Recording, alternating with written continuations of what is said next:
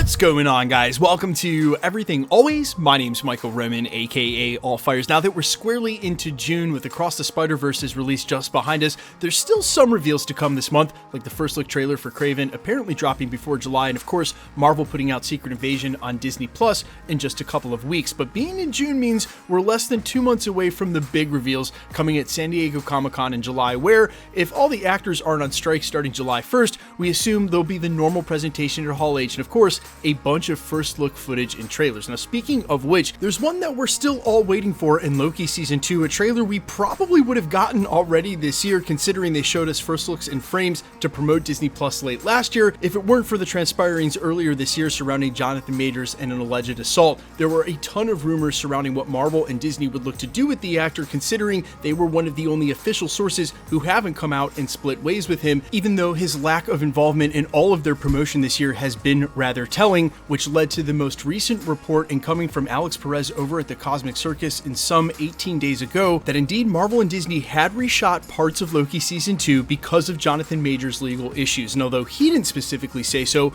a lot of people took this to imply that they reshot it to omit him from the series, he wouldn't be a part of it. Again, also based loosely on the fact that they omitted him from the Quantumania description when it hit Disney Plus, and they omitted him from CINEMACON in promoting his new movie Magazine Dreams, which at this point probably won't see the light of day. Well, I've got a brand new exclusive for you guys, what I have specifically heard about Jonathan Majors' future over at Marvel and Disney, and it is not as cut and dry or even decided as you may think. I also have an update about Loki Season 2 and Jonathan Majors still involved with that show. We're breaking it all down and what it really means for the future of the Multiverse saga and whether or not it'll be Kang we see in Secret Wars. But first, if you could grab the subscribe button. We do daily Marvel content at the channel, and that's all we do. Everything from official Easter egg breakdowns, trailers, and reviews to the occasional exclusive like we're covering today and everything in between. So if that sort of thing's for you, hit the sub button, leave a comment down below. That automatically enters you to win our ongoing PS5 giveaway, which is right around the corner with the Secret Invasion release. Again, all you gotta do is be a sub, leave a comment, stick around to the end of the video. We'll get into all the giveaway stuff again there. So let me tell you guys exactly what I heard in response to Jonathan Majors this weekend from my sources.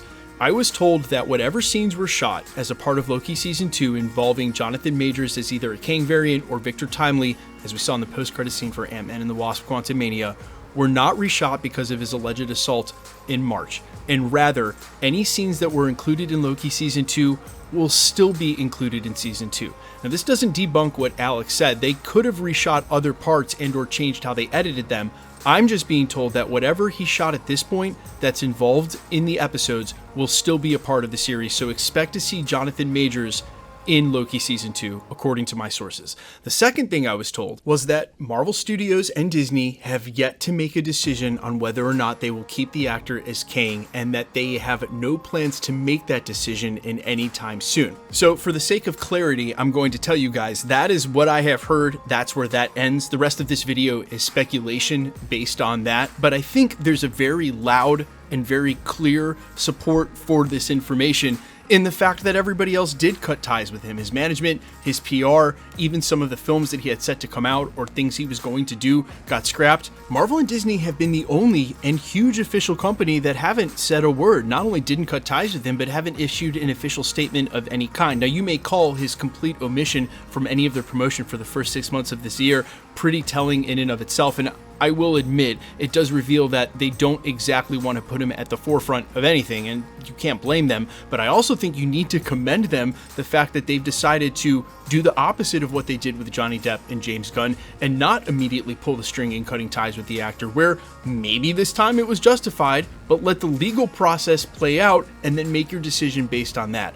I think also they got very lucky in bringing back the former CEO and Bob Iger with the new mantra of slowing everything down. That makes it a lot more convenient for not having to hastily make a decision, as they may not be on the hook for shooting Avengers 5 Kang Dynasty and as soon as they would have otherwise. Basically, we've heard rumors that have nothing to do with Jonathan Majors that they may be looking to extend and stretch out the rest of the Multiverse saga to work in films like Shang-Chi 2 or Doctor Strange 3, and that may have been the plan all along. They simply stacked those movies in 2025 originally to make for the ease and the convenience of the initial announcement. Basically, none of this having to do with Jonathan Majors, just stretching out the Multiverse saga to focus on other films first and making it a much longer timetable. Basically, Kang Dynasty isn't coming out in 2025 if the rumors are true, through maybe even 2026 or later than that, meaning it's not going to start filming next year and no decision needs to hastily be made. The legal process should play itself out, and by then. And speaking of convenience of stretching everything out, if the actors should happen to go on strike on July 1st, even though the Directors Guild has settled now, something called pattern bargaining as a part of that, they may look to see what they did with the directors for streaming and AI, some of these issues at hand for the actors, and try to reach a deal there. It may end up that the actors are on strike, which I think really condemns Hall H as to not having one. It's really hard to make hype and announcements for the future with you're not able to bring on any of the cast like Marvel normally does, and you know that all the actors are indefinitely striking. Announcing new release dates for things seems just a little silly, and it might let Marvel off the hook where it may have been an uncomfortable situation where they're going to omit Kang from everything and talk about Loki Season 2, which they will talk about Loki Season 2. They already had a huge production at D23. They were already all on stage. You can imagine they'll be doing that again.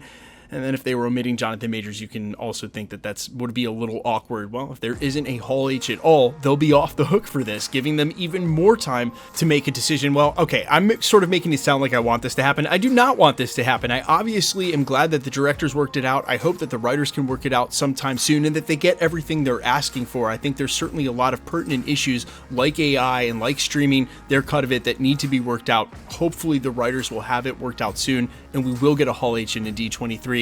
I just think that Marvel has plenty of time to do this, and slight speculation here, but I'm really wondering how much this has to do with why Jeff Loveness, as rumored, won't be a part of Avengers 5. Maybe they said, hey, we're pushing pause on this indefinitely. Maybe we're going a different route. Hey, maybe Avengers 5 isn't Kang Dynasty anymore. We'll get back to you to write it when we have a new title.